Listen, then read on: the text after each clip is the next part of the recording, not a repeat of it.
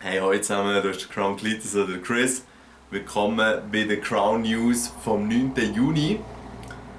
Schönes Wetter, schöner Tag. Man ist nicht unbedingt zum Zocken, so geht es auch um mir.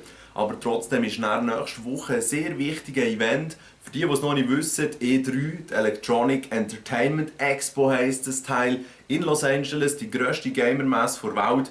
Und bevor es richtig losgeht, auf dem Messegelände sind immer noch Pressekonferenzen von Microsoft, Sony und Nintendo. Und Games.ch hat hier eine sehr schöne Zusammenfassung von den Zeiten, von den Livestreams mit den Links gemacht. Das seht ihr jetzt gerade hier oben vermutlich ein bisschen oder vielleicht auch dort oben. Ich weiss aber noch nicht genau im Vorfeld, wo ich das rein tue. Das ist aber mein Problem. Die Sache ist jetzt die werden hier unten in der Beschreibung die Links zu den Pressekonferenzen finden.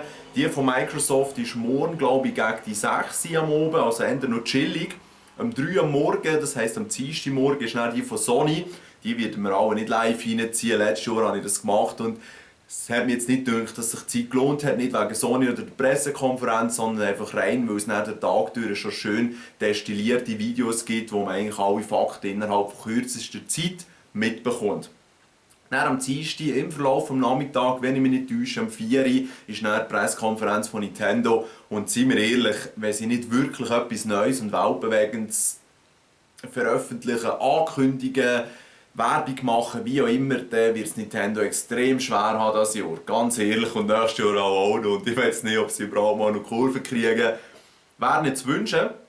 Eben ja, Links in der Beschreibung. Nächste Woche wird es unendlich viele Videos von neuen Games und eben Ankündigungen geben. Also für einen Gamer, der ein bisschen interessiert ist, was neben Call of Duty noch läuft, oder auch nur für das Call of Duty, wird nächste Woche sehr interessant.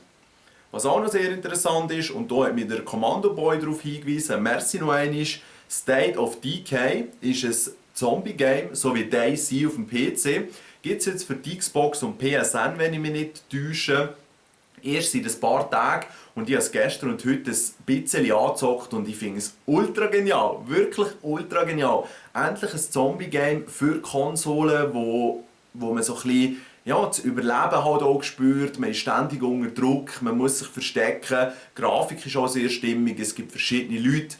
Ja, eben, wie gesagt, eigentlich ein DayZ für Konsolen unbedingt mal auschecken. Auf der Xbox ist es 1600 Microsoft Points gewesen, also zwischen 20 und 25 Steine, je nachdem, wo man sich die holt. Und PSN wird dem von ähnlich sein. State of Decay, Link auch in der Beschreibung natürlich. Ganz ein interessantes Game für die ein bisschen Zombies fertig machen und gleichzeitig ums Überleben kämpfen. Nach dieser Woche neu ist auch das Remember Me.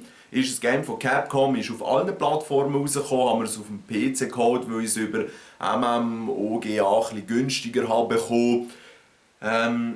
Allzu viel habe ich noch nicht gespielt. Macht einen sehr stylischen Eindruck, grafisch, auch Musik ist cool. Es geht ja dort so ein bisschen ums Neue und das Alte zu mischen. Man ist ja im Neo-Paris und die Reviews, die ich gesehen habe, waren zum Teil ein bisschen gemischt gewesen. Man zockt sicher nicht mehr als eine Stunde. Aber rein von der Story, von den Überlegungen, die in dieser Geschichte drin sind, ist es spielenswert. Es ist auch ein bisschen wie Batman da Arkham Asylum, wo man so ein bisschen mit einem Free-Flow-Kampfsystem fighten kann. Also eine gute Sache, wirklich. Ich kann euch sicher dann noch ein bisschen mehr darüber erzählen.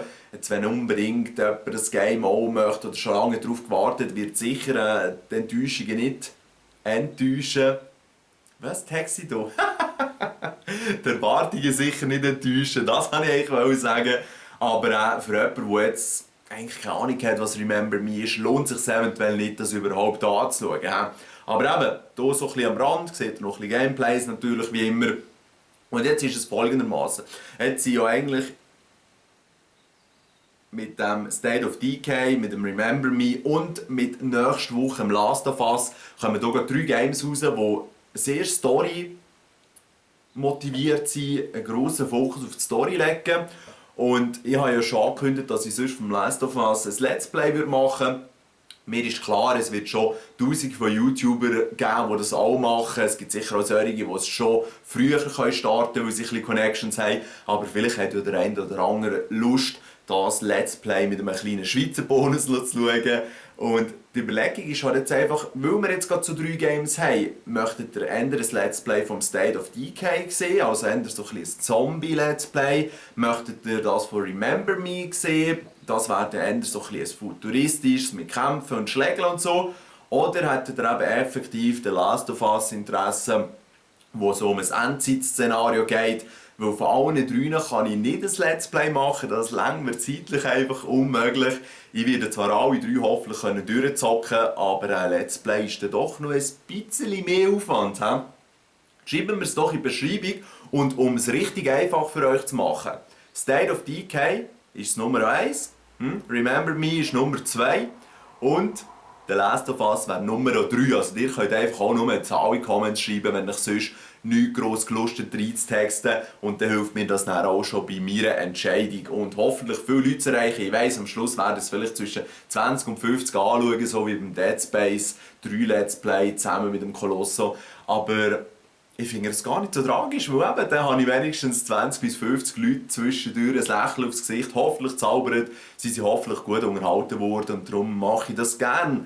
Ja, das wäre zu dem. Jetzt noch ganz am Schluss habe ich ja gesagt, wegen Grid 2, dass ich mal zeigen werde, wie das aussieht mit dem Lenkrad, wo ihr hier schon ein bisschen seht. Wenn ich hier am Zocken bin, das habe ich natürlich nicht vergessen, ist aber ein bisschen aufwendiger, wo ich eigentlich vor mit der GoPro die Füße beim Schalten zu filmen, dann hier mit dieser Cam halt, so ein bisschen, wenn ich hier am Bedienen vom Schaltheb und vom Lenkrad bin, genau. Und dann vielleicht sogar eben noch das Video vom Gameplay aufnehmen, das irgendwie auch noch reinflicken. Das tue ich mir überlegen, sollte ich in den nächsten Tagen auftauchen, wird ich eventuell auch einen Link hier oder irgendwo machen.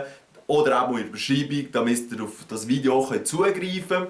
Und gleichzeitig werde ich es aber auch einfach so aufladen, also die es dann hier im Video sehen oder nach dem Upload, können sich dem auch noch erfreuen, weil es ist eben, wie gesagt, es ist schon noch cool, wenn man selber so ein bisschen schalten, machen, hebeln und tun.